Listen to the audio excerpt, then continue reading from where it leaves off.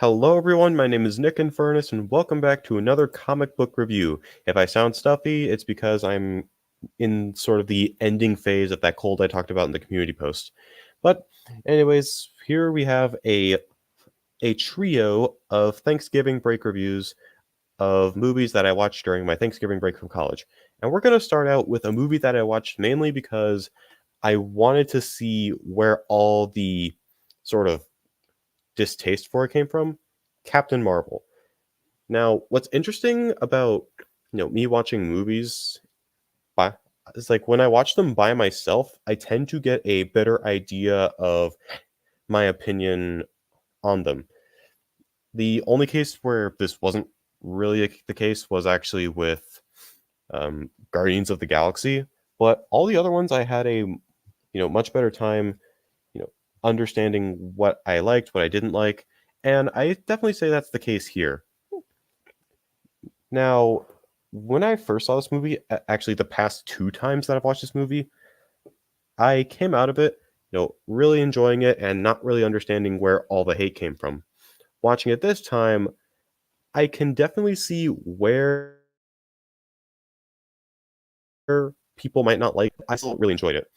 So I guess in a sense, my biggest positive about this is actually a bit of a response to a common criticism I hear that because Carol Danvers doesn't know who she is, how are we supposed to know who she is? I think what the movie's trying to go for is that we're on the same journey that she is. She's rediscovering herself, and that allows us to discover who she is while she makes the same discovery. And with that, I think the movie actually has a fairly compelling story. It's not the most compelling thing on earth, and this is the kind of thing that I feel like you could really only do once because then it starts to look like a cheap knockoff. And even then, I've heard the criticism that this is just Bucky Barnes again. I can't say I see it if I'm being honest. But, I think that's why I've always enjoyed this movie's story because it feels like we're discovering who Carol Danvers is while she's rediscovering herself. Now, of course, that does kind of come back to bite the movie in the butt later, but at least here it does serve as probably the movie's strongest positive quality. Though I'd still say that another strong positive quality of it is the chemistry between Carol and Nick Fury. Because yes, this movie does feature a younger, less cynical Nick Fury. And they have some really fun banter, some fun dialogue, even when you like throw Goose and Maria Rambeau into the mix. There's a lot of fun little, character moments that definitely add to some of the humor of the movie, especially when it's revealed that Goose is an alien with tentacle mouth. I don't even know what's going on there, but whatever. You want to do that? Cool. I'll enjoy it.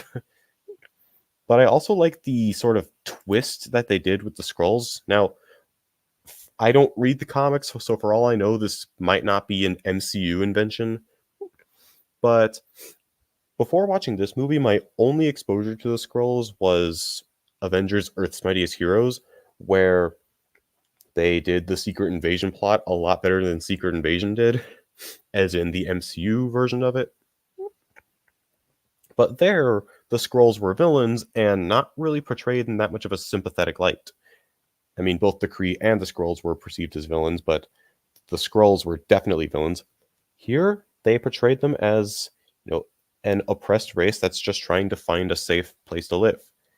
And at the very least, that gives them a nice sympathetic angle to them, which I definitely wasn't expecting going in. It's not the most original thing, but I can, excuse that. We don't exactly come to these movies for original concepts. So it's something that I'm willing to let slide. Last positive thing is that I really do enjoy Jan Rog as a character. I'm absolutely winging this part because this is not in my notes, but you get the sense that while that he does care about Veers or Carol, but he's willing to complete the mission to wipe the scrolls off the the face of the universe, even if it means taking down someone that he really does admire, which ends up failing because it's Captain Marvel. Now, while I did praise the story for having a unique twist of discovering the character while the character rediscovers themselves, it doesn't exactly work the greatest because I'm having a hard time pointing out any kind of personality traits in Carol Danvers herself. And I'm not saying that she's a plank of wood, but, well, I'm not trying to say that she's a plank of wood, but she kind of is. I mean, the only character traits that we really get are from, Maria Rambeau basically saying it, spelling it out in a major violation of the show don't tell rule, which is too bad because it is an interesting way to tell the story. It's just undercut by the fact that the character who we're discovering doesn't have much of a personality, so it feels like it feels hollow. Yeah. Yeah, that's really the best way to describe it. It just feels like a hollow outcome, and it's not as satisfying as it could have been. I feel like if they had taken her personality again from Avengers, it could have worked a lot better. Yeah. And there is the also the common criticism of how Nick Fury lost his eye because it was scratched out by a Flerken. Yeah, that's dumb. Like, it's Nick Fury. He deserves to have the reveal of how he lost his eye. He deserves for that to be much more badass. And instead, oh yeah, an alien cat with acid claws scratched it out. Cool.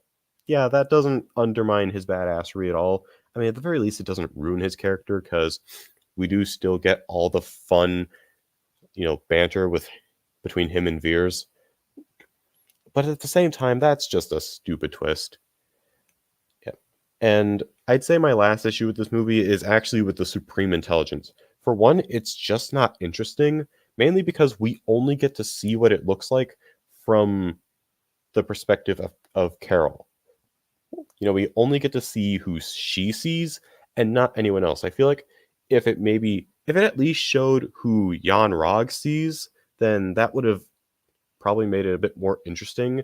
And like, if they revealed that Yon-Rogg sees Veers when he speaks to the Supreme Intelligence, that would have been, at least something interesting, something to add to the Supreme Intelligence, and even a little bit of character shading with Yon-Rogg.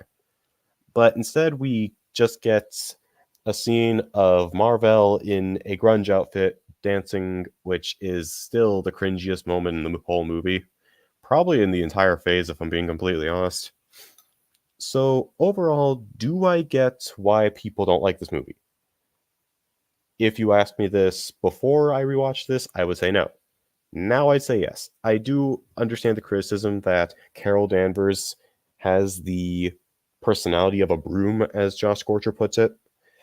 But at the same time, part of me still enjoys this movie because while that is the case and it is a big detractor from the way the story is told, the way the story is told is still fairly interesting, and the characters outside of Carol Danvers are still fairly enjoyable. I do get a lot of enjoyment out of them.